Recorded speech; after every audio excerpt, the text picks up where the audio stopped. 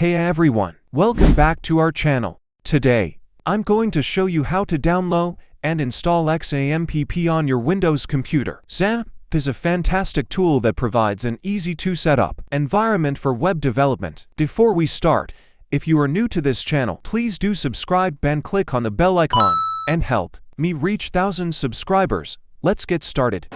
Open your browser and search for XAMPP download. Then click on the first link. Here you can see different versions, but they are almost similar. But if you want to download the latest one, download this one. Or you can just copy and paste the link from the description and come to this site. And click on Windows if you are a Windows user, or click on other ones. This will automatically download the latest version. Here you can see my download is started. Next, let's install XAMPP. Go to your download folder and find the XAMPP installer file. Double-click the installer file to start the installation process. You might see a security warning. Click Yes to proceed. The XAMPP setup wizard will open. Click Next to continue. Set your installation location and XAMPP will be installed. As I already installed it, I am not gonna do it again. Now, let's configure XAMPP. Search for XAMPP control panel. Open the XAMPP control panel. You'll see a list of modules such as Apache, MySQL, FileZilla, and others.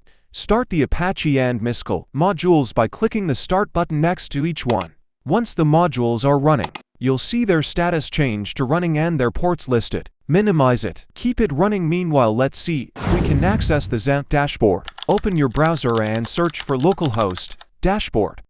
You can see the XAMPP dashboard.